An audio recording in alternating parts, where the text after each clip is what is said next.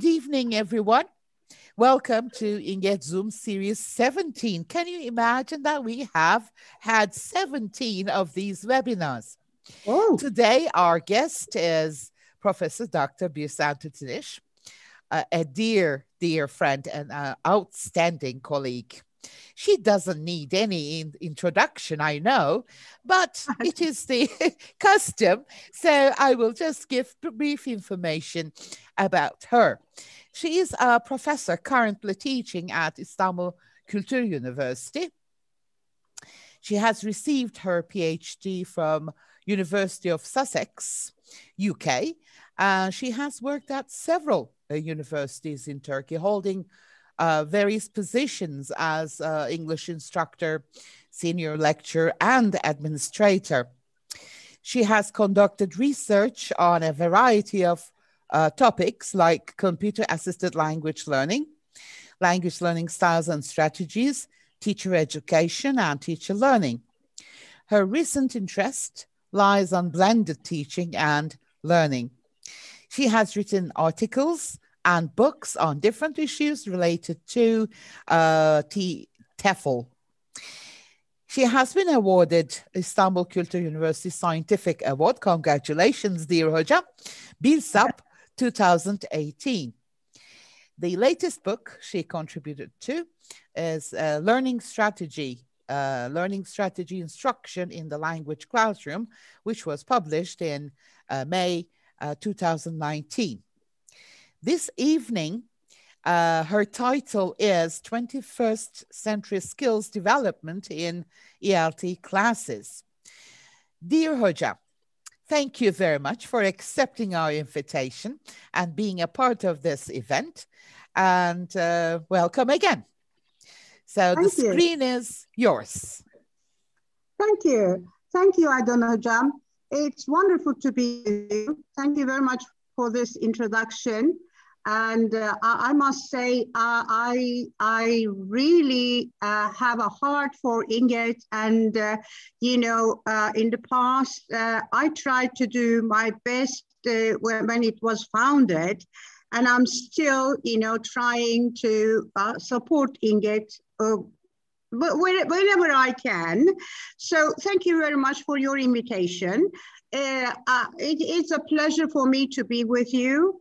And I feel privileged to be one of your speakers. You said you had 17 of them, and I'm one of it. That's wonderful. Thank you very much indeed. And I must say, I really missed meeting people. We run webinars, yes, but face-to-face is really different. But at least better than nothing. Now I have loads of people over here, and they are here to listen to us. That's wonderful. Thank you, Aydan Hocam, for enabling us to meet at least on the screen. Thanks very much indeed. And I would like to thank all the people who support you, especially Suzan Hocam. Thank you very much indeed. So I hope I won't bore you tonight. I know it is 8 and everybody either hungry or are eager to have their coffee. But I will try to do my best to spend the night. Let's say.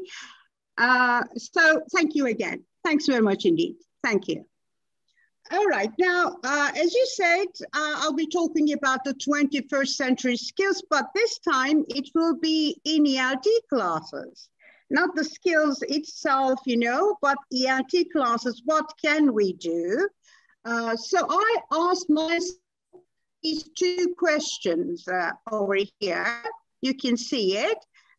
One of them is, what are the values, skills, and knowledge that we need to possess as language teachers? And the second one is, what do we need to know about 21st century skills as language teachers?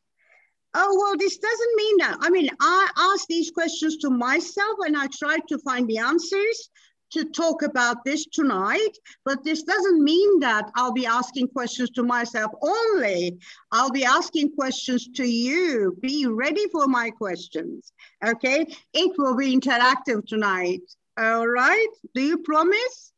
Promise Yes. to join in, please. Please. Okay, thank you very much indeed. So, okay, when I asked these questions, I came up two very important documents. One of them is the VSK, Values, Skills, and Knowledge, prepared by Singapore. This is the framework for teachers. And the second one is P21, Partnership for the 21st Century, prepared in the USA. So when I examined these documents, I really found very interesting things over here. And I questioned myself. I said, am I doing my best to train the teachers? What about teacher education? Do we have such things in teacher education? Now, tonight, I'm going to ask you the same question. Do you think that you really possess these skills? Do you think that you're ready for such things, okay? For the 21st century skills and for the values over here. So let me just mention about the skills. Now the skills are pedagogical skills, interpersonal skills, reflective skills, personal skills, administrative and management skills. Okay, now when I checked with my students, I could see that we as teacher trainers are successful in supplying our students with pedagogical skills. It's okay. We are trying to do our best. This is okay. But interpersonal skills, well, a question mark. Reflective skills, no. I realized that unfortunately, we're trying to do our best, but I don't know why. Neither the students nor the teachers seem to be reflecting on what they are doing in classes, in their classes. This is something we need to focus on, I believe. And the other one is administrative and management skills. Well, we all have the skills for classroom management, we say, do we? We have to question this one. We think that we do possess the skill, but we have to question. And then I don't think that everybody has got the opportunity to become an administrator. So that's something else, but we're not preparing our students for being administrators in our schools. This is another thing. I think we should prepare them for life skills. We should do something about this as well. As teachers, you should also think that you need this and you should focus how you can possess such things. Okay, when we come up to knowledge, educational content, context, curriculum, the students, pedagogy itself, all right, this is okay. I think knowledge-wise, we don't have any problems. When we come up to the values, let me see, it's okay. Believes that all pupils can learn, care and concern for all pupils, respect for diversity. This is very important, actually. We need to know this. We need to do this. We need to possess these values. Commitment and dedication to the profession. Yeah, okay. Most of us maybe do. Collaboration, sharing, and team spirit, no. I don't think that the teachers are collaborating. I don't think that they are sharing their ideas. I don't think that they have the team spirit. So as teacher trainers, we should do something about this. And as teachers, you should think about it and say, well, what can I do to collaborate with my colleagues? So this is something we need to focus on, I believe. Desire for continuous learning, excellence, innovation. Oh, well, some do, but most of us don't. They say, well, I'm a teacher, I can teach, I am paid, I get my salary, I have a school, I'm on the safe side. Okay, then I don't need to do anything else. Well, no, this is wrong. I think we all need to do something about this. We need to do some more to get, professional development. Okay, so these are the things that I just checked with the VSK framework. And then I had the framework for the 21st century learning. And in this one, you see, we have learning innovation skills, okay? We have life career skills. We have information, media, and technology skills. And we have the key subjects, 21st century themes. So here, this word just struck me. Framework for the 21st century learning, a unified vision for learning to ensure student success in a world where change is constant and learning never stops. So change is the key word, change. I think as teachers, we should all think about this and say, how much do I change? Let me see the changes. We should evaluate the changes in our views, in our professional knowledge, in our skills, in everything, okay? So,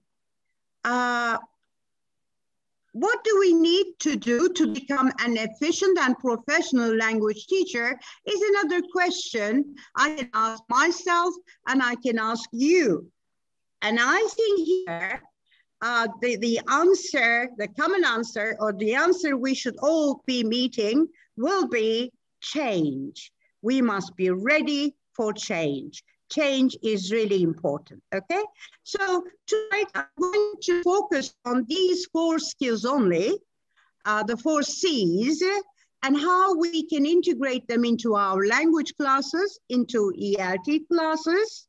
I'm going to focus on them, and I'm going to ask you to participate, to give me ideas. So I'll really appreciate if you participate. Okay, so let's have a look at now 1950s, Bloom's taxonomy.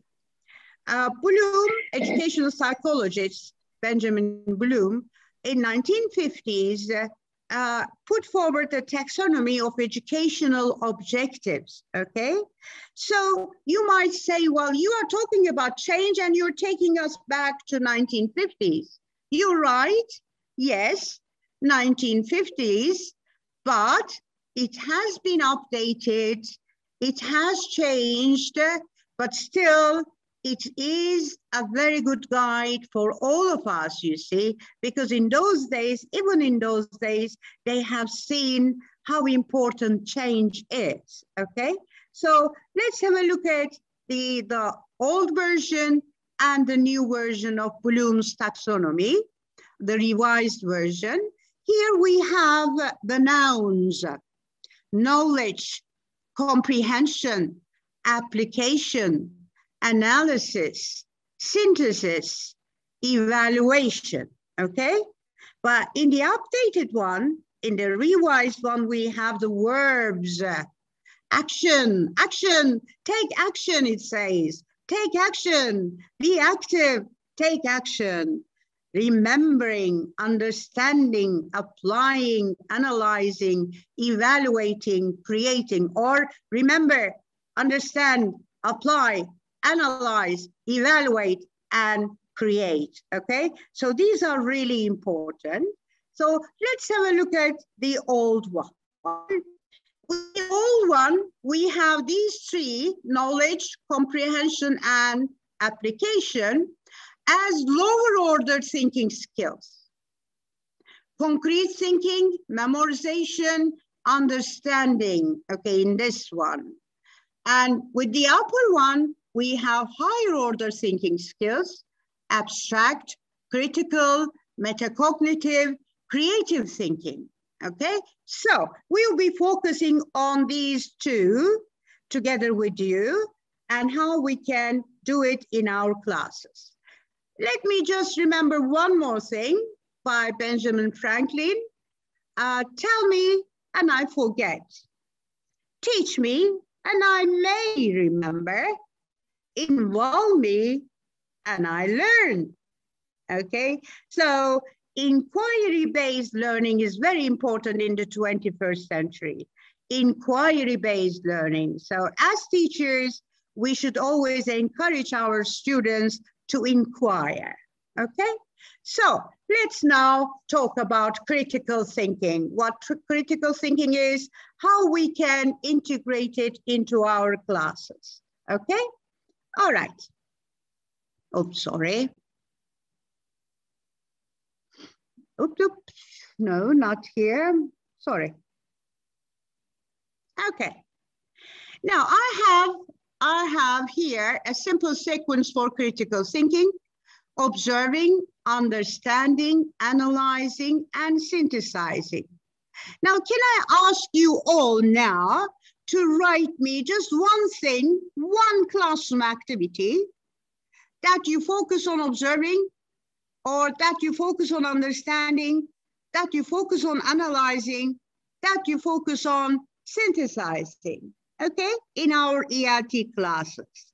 Now I give you 2 minutes for this. Could you please write to me? What do you do in your classes for observing, for understanding, for analyzing, for synthesizing?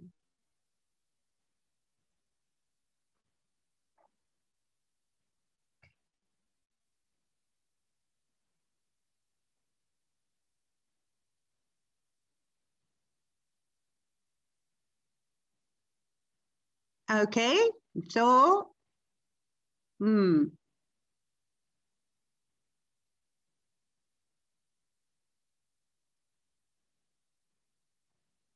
Hocam, can you tell me, oh, chat, yes, here, the chat, but it's not open, I can't see it.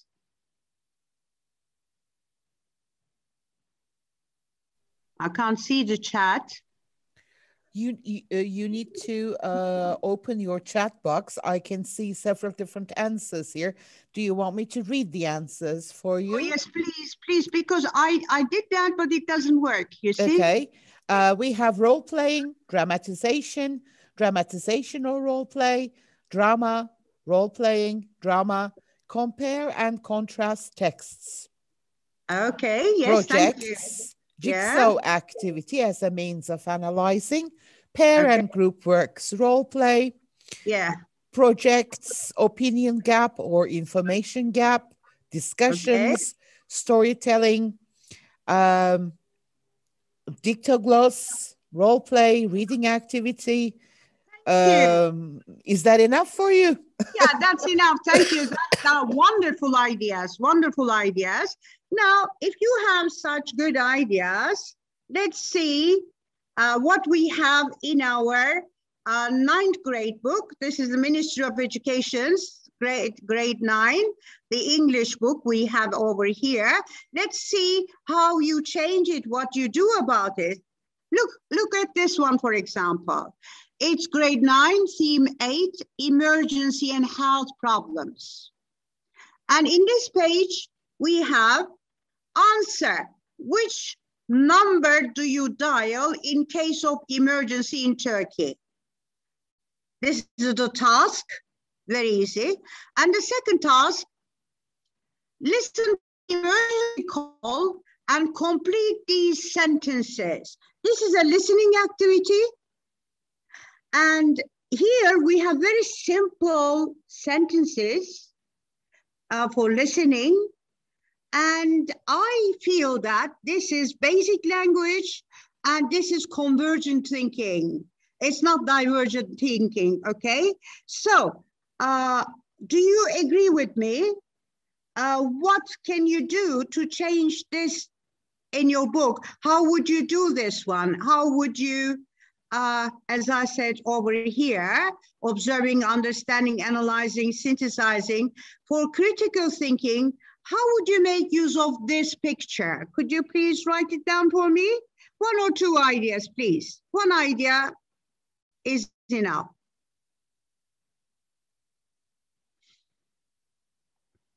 I must see the chat, so I don't know how I'm going to. We did it and I could chat. All right, yes.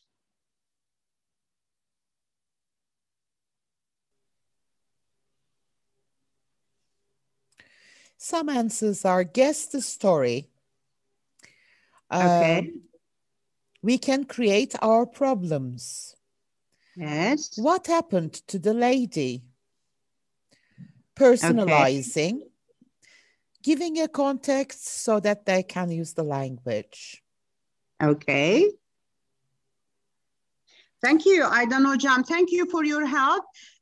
We just tried to make it smaller. You know, I don't know how to make it now. I don't want to touch anything, so I can't see the chats. Your help is appreciated. Thanks very much indeed. Thank you.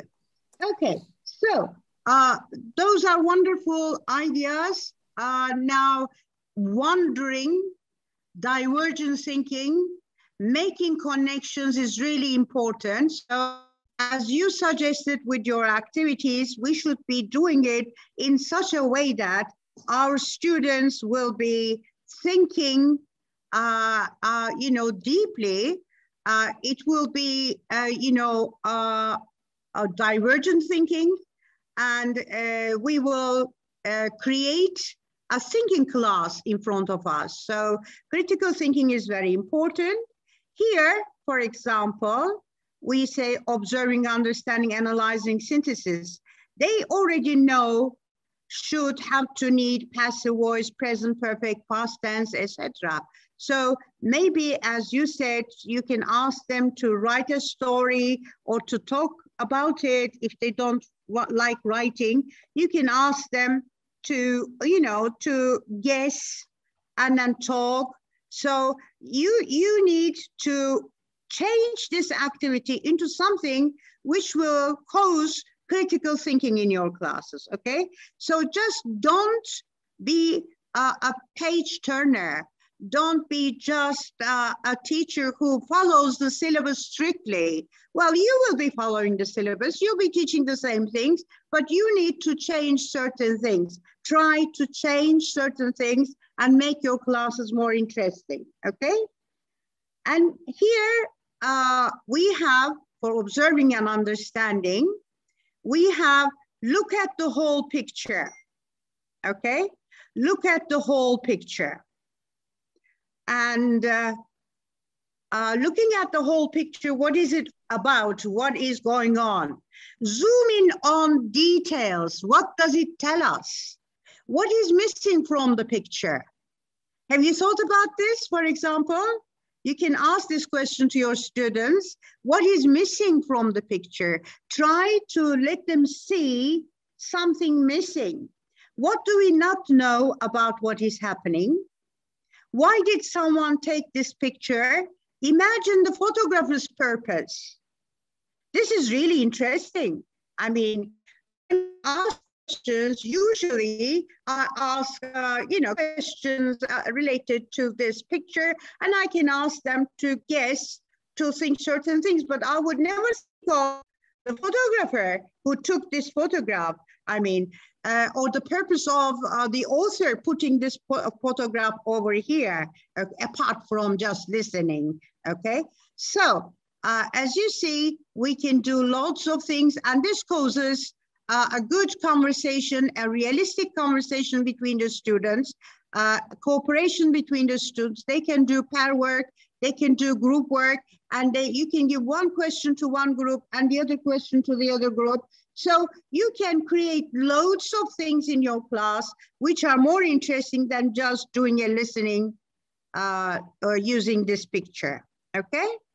So then we have here analyzing and synthesizing. Do we know? How do we know? Is it possible that? Any other ideas? Any hypotheses? Why do you think that? Why do you say that? So as you see, we are always encouraging the student to think more, to analyze, to synthesize, okay? And making connections, put parts together to form a big picture. Close your eyes and think of other pictures. Make connections between multiple photos. So this is also a very good activity in your class. You can create thinking class. You can create a very, you know, creative thinking class with divergent thinking, okay? So this is what we could do with our students. And the last thing we could do with this picture could be to generate hypotheses. Generate hypotheses like a scientist or a detective. Her face suggests that. Her position suggests that. Stairs suggests that. You are creating real conversation between the students. They can ask each other, they can try to guess, they can make sentences. They are using English here. So you are really making your students more active in your classes. Now, when it comes to communication and collaboration, we did lots of activities over here related to communication and collaboration, but we can say that unfortunately, teachers do not focus on that much. They're just asking the students to do pair work, but that pair work is something, you know, something said. So, I mean, it is too guided. So it's not like a real conversation between the children, the students. So I don't think it's real communication in class or beyond the classroom. We don't create this one. So as teachers, we need to focus on this and we need to create this. For example, again, let's have a look at this book. I was really amazed when I saw this one in the book. CPR, I didn't know this. And should I know it? I wonder. I mean, should the students know it? CPR, what is it? Cardiopulmonary, I can't even say it properly. Resuscitation or something, okay? So, I mean, why should we teach such a thing to our students? If they want to learn, they go and learn. I mean, they're not doctors. They're not going to be doctors in the secondary school. They're ninth graders, you see. So I think this is really something unnecessary. And here we have the speaking time. Work in pairs, read the roles, sample dialogue, and start a conversation. Gosh. This takes me back to my early years of teaching when we did substitution activities, memorization, you see, activities. You know, we used to have the dialogues and the students just substituted some of the words and they created another dialogue, if it's a dialogue. And it was a memorization and they were, you know, working in pairs. But this took me to those days. Well, you are too young, you wouldn't remember those old days. I mean, when audiolingual method was very popular, but at least you know about it. You have read about it, you have studied about it. So this takes me back to those days. I mean, what is the purpose of this activity? Why should I do this one in class? Just to make my students, I mean, do the role play.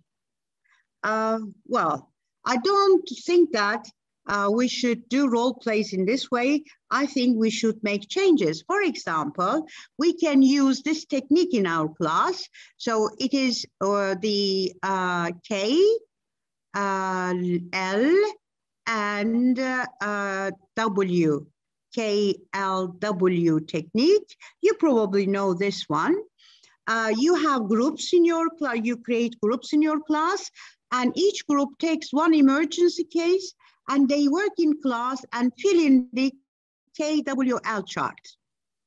Each group prepares emergency help questions to ask the school doctor or any doctor or a student doctor. Each group presents the information in class and asks questions to classmates. Since the topic is, you know, emergency, that's why I prepared this, you see, but you could do, of course, some other things. So they take notes on what they have learned. I think with this one, they will learn more, they will speak more, and they will be more active. They will be controlling their own learning, and they will be more involved. And they will never forget because they have prepared themselves. I think we should really give the ground to our students. We should throw the ball to our students, and we should make them active in our classes. Okay, creativity now. This is also important. And you might say that, okay, not everybody is creative. It is not that easy to be creative. So if you ask teachers to be creative, it is something really difficult. We cannot be creative. I hear these things from the teachers, but I don't mean that creativity by birth. You see, some people are really born with that ability, but you can always be creative at any age, at any time. So we'll just see what we can do. For example, storytelling is one of them. Storytelling is really good. You can create stories for your students, even silly stories for your students, which is not very difficult to do. And your students will be more interested.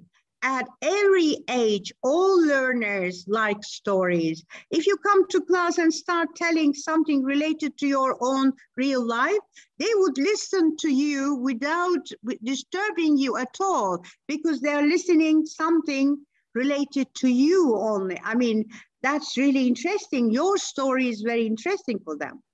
And there is a technique called teaching proficiency through reading and storytelling. And this technique is created by Blaine Ray. Now this method is in the methods books. Dan Larson Freeman also has included this one in the book. So TPRS, the main thing over here is to teach the students with the stories, and within the story, you teach all the vocabulary, you teach the structure without letting them be aware of it that much. Later on, you can work on it. And it is affected by, of course, TPR and the Grasham's input theory, but still it works. I tried it and it really works for all ages. Okay, just this to give you this idea, about TPRS. You probably know it, but I just wanted to mention you can make use of this one. Let's get back to our story, for example. What can we do? We can create stories on themes.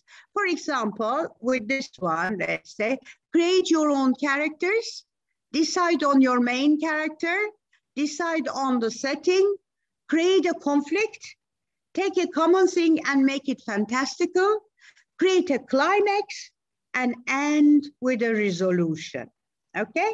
So if you give this one to your students and do something together with your students, then they will be, used to creating stories themselves as well.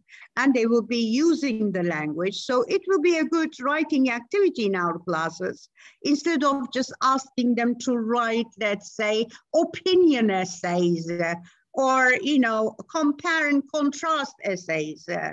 I mean, they are bored of doing this. And what is the use of writing that one?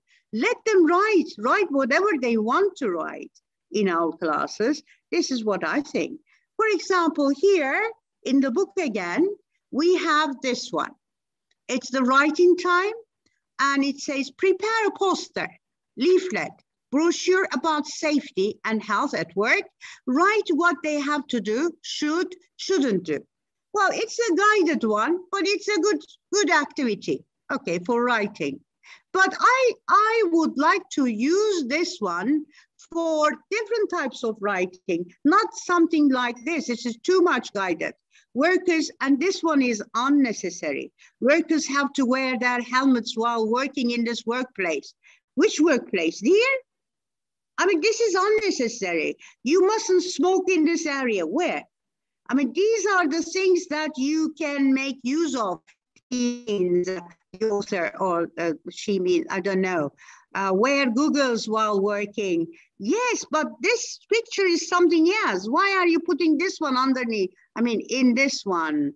Prepare a poster, leaflet, brochure about safety and health at work.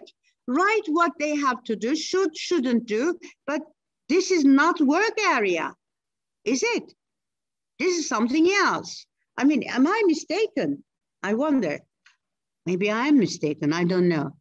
I mean, instead of doing this one, you can ask your students, if it's the writing time, show this one and ask them to write a story. Write a story about this picture. What happened? What was the driver doing? You ask questions, you lead your students to write the story. It is guided again, but it will be something more interesting, I believe, okay?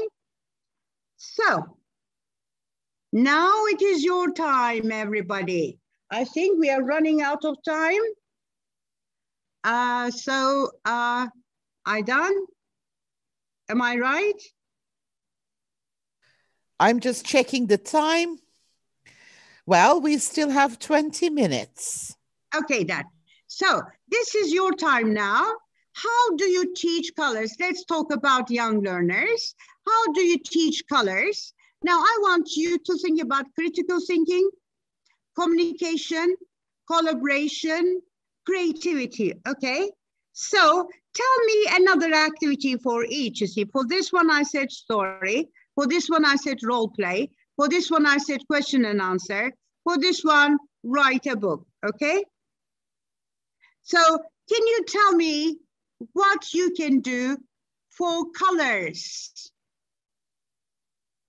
How do you teach colors? Maybe some of you are not young learners teachers, but still you are all teachers, so you know how to teach colors. What do you do? How do you teach colors to young learners? What do you do?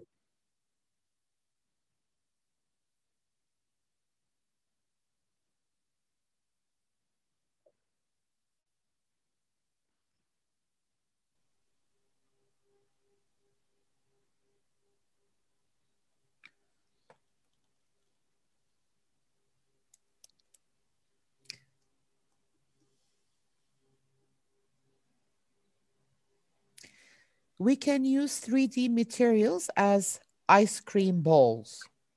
Okay. Pictures. Yes. Toys. Yes. Characterization. Yes. Visual aids and colorful cards. Songs. Okay. Yes. With a catchy song and a video. Yes. Real life objects. Yes. The use of visuals. Labeling everything with a color. Visuals. Toys as realia. Flashcards. Videos. Is that enough? Do you want me to continue reading? Yeah, thank you. Thanks very much indeed. That is wonderful. Thanks very much indeed. Now, I want you all to stand up, please. You sat so much. I mean, we are all tired of sitting. Now I'm going to put on a song for you, and then we will discuss the creativity and everything in the song.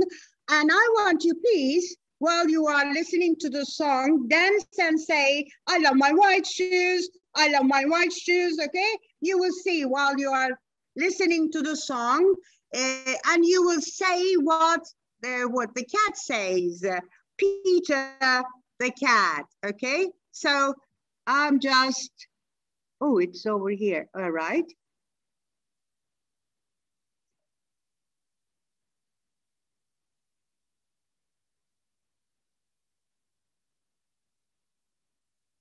Peter Cat was walking down the street in his brand new white shoes. Aydan, can you He hear? loved his white shoes so much.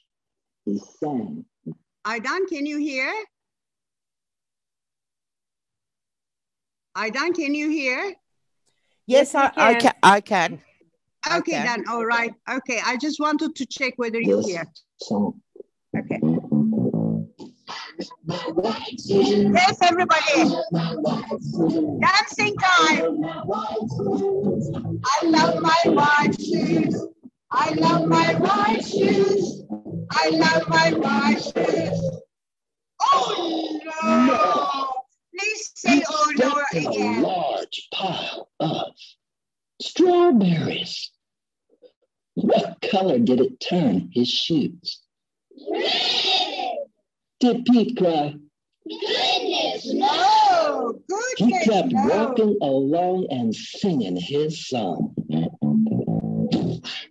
my red shoes. I love my red shoes. I love my red shoes. I love my red shoes. I love my red shoes. Oh no! Pete stepped in a large pile of blueberries. What color did it turn his shoes? Blue. Did Pete cry? Goodness, no. He kept walking along and singing his song. My blue shoes. I love my blue shoes. I love my blue shoes. I love my blue shoes. I love my blue shoes. I love my. Oh no! He stepped in a large puddle of mud. What color did it turn his shoes? Brown. Did Pete cry? Goodness, no! He kept walking along and singing his song. I love my brown shoes. I love my brown shoes. I love my brown shoes. I love my brown shoes. I love my brown shoes. I love my brown shoes. Oh no! He stepped in a bucket of red. And all the brown, and all the blue, and all the red were washed away. What color were his shoes again? But now they were wet. Did Pete cry? Goodness, no. He kept walking along and singing his song. My red shoes. I love my red shoes. I love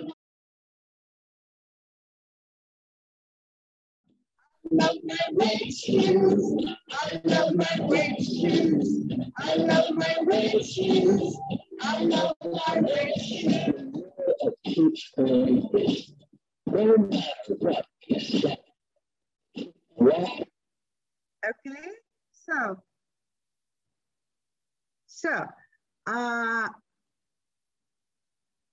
all right, now my PowerPoint again. Where are you? I hope you enjoyed. I hope you moved a little bit. Did you enjoy the song? Okay. Okay. So, as you see over here, I really found this one very, very creative. Because, you know, we don't mind about the tense. Here, I love my white shoes, and then it says, did Peter cry? I mean, simple past tense. No, we're not bothered. We don't want the students to learn did or anything else. They just probably repeat, I love my white shoes, I love my red shoes, I love my brown shoes. And then, oh no, goodness no, did Peter cry? So, I mean, this is really creative. Whoever, you know, I know the author. Here is the link for you. There are many other stories. So children love this one. What can we do? They can sing, one. They can role play, two. They can ask questions. They can answer questions. And then they can probably create their own story. They can create a chant themselves. So they can draw another story. Not the cat, the character could be the dog this time. So we can do hundreds of different activities similar to this one. And we are creative, students are creative. We ask our students to think. I mean, really, we can make our classes much better if we want to make it so. Okay, so this is the story. And then we have the last two slides. Let's see how learners learn when they learn. Learners learn what is meaningful to them. So we have to make our classes meaningful. Learners learn if the tasks are personal and unique to them, make it personal. Learners learn better if they feel in control of what they are doing. They should be control of what they are doing. So they should be active, they should be involved. Learners learn in a social context through interaction with other people. So they should interact a lot with their peers. Learners learn better if they are encouraged to think. And what should the teachers do? Teachers should also ask questions to themselves, like me. What are my reasons for selecting this activity? What significance does this activity hold for learners, personally or culturally? How might the activity lead to learning that will be useful in the future? How can I help the learners to improve their creativity, critical thinking, collaboration, and communication? Okay, so here we have Susan Keller, and here is the link you can watch. And she says that everybody can become creative. We can also become creative teachers. This is what is expected from us. Teachers need to be facilitating, directing, coaching, leading, communicating, questioning, motivating, listening, guiding, and they should be quite active in the class, but not active for transferring the knowledge, active for activating the students, active for involving the students, okay? So here are the references for you. Thank you for listening. Now I'm waiting for your questions. Thank you. Hocam, thank you very much. We had great time. I fell in love with the song. I'm just gonna play it again and again, and you know, just practice the colors. Well, it was a great session, and you presented great ideas for everyone. And in fact, one of our participants, Ali Hocam, said that his 2-year-old daughter danced when she heard the song. Oh. So we got the audience approval, 100% approval by young learners. So it was a great choice, I believe. I cannot see many questions here. It's mostly like, thank you very much. It was a great presentation. Thank you, very fruitful, wonderful, inspiring. Enjoyed this great experience. But I have noticed before a question by Kübra Hoca. She asks about assessment. She says, how should we change our assessment in line with the 21st century skills? Yeah, this is a very good question, actually. Should we assess our students, I wonder? I would say in the 21st century, assessment should be done by the students themselves. They should do their, self-check, and they should be responsible for their own learning. So, if we can create this in our classes, if we can let our students be responsible for many things, you say, what, for example, I'm not the teacher today, you are the teacher. You throw the ball to them, and then they become teachers, wonderful teachers, and they do the work. So they can prepare questions for the others. If it's a quiz, for example, you can do group work, and they prepare questions for the others. And this is a sort of, you can make use of, in this digital age, you can make use of technology over here. For example, you can make use of Kahoot, and you can play it like a game, but it's a quiz. They prepare the questions and you do it. And you can, for example, use quizzes in your class. So these are all checking. This is a sort of assessment, but you can make, if you can manage to do this, then you don't need to worry about the exams at the end of the year, because they already know everything. So they will be answering the questions properly. You don't need to worry about that. But I can see from my grandchildren that, for example, for TEOG, they killed themselves and they memorized everything. If you ask them anything today, they wouldn't remember anything. Okay. Yeah. And they are killing themselves, you know, to be placed at the university. But I can see that, for example, from Anatolia, some students who have never been to dershanes, who have never been assessed in that way, who have never done all those tests, etc., because they can't afford. They are very successful in the exam because they have listened to their teachers properly. They have tried to learn themselves. They were responsible for their own learning, probably. That's what I believe. I hope one day Turkish system will change and we will have better assessment systems in the future. But as teachers, classroom is ours. No one can interfere. Once we get into the classroom, we are the kings and queens of our own place. So, I mean, do whatever you want to do. Don't be scared of others. Yeah.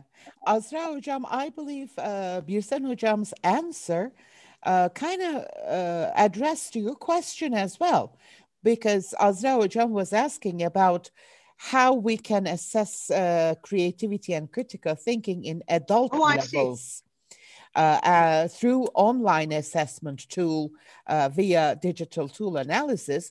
So Birsen Hoca has already mentioned how learners can prepare their own quizzes and exams and through digital media. So I guess we answered that question. You can never come up with a new question when you're talking to Birsen Hoca. She always manages to answer all the questions that you have. Thank you. Thank you. Hocam has another question here. It says, would you please introduce multilingual learning style needs analysis? Multilingual learning style needs analysis assessment tool to integrate in our online classes through digital learning in EFL university adult levels. Well, actually, when they come up to the university, they are supposed to be autonomous learners. Why do we have to give them such a thing? I mean, they should be autonomous themselves, and I'm sure they will be doing it. I mean, they're supposed to do it. But, I mean, if they need any assistance, yes, you can do that. Why not? And you have to work on it, you see. You have to work on it together with your students and you have to raise awareness. I wonder whether I answered your question, but if I didn't misunderstand. Well, it is a kind of a long question and you need to see it. So it's more like asking you, I bet. Azra Hocam, are you there? Can you please unmute yourself?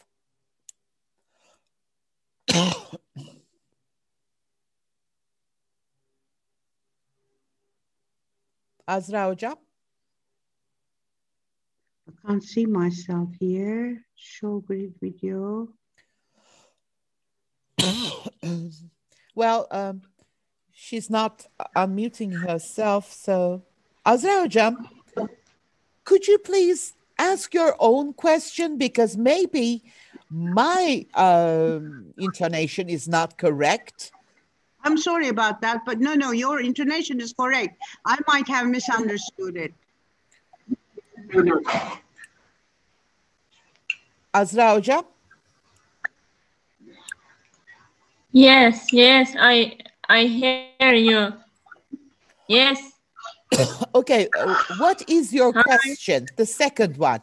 Multilingual learning style, needs analysis assessment tool. Yes.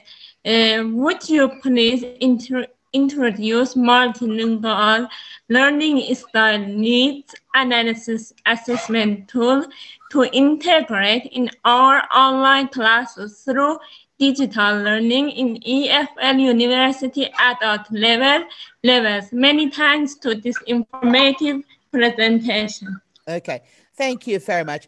Birsen Hocam, I believe this requires another session because multilingual learning style needs analysis assessment tool.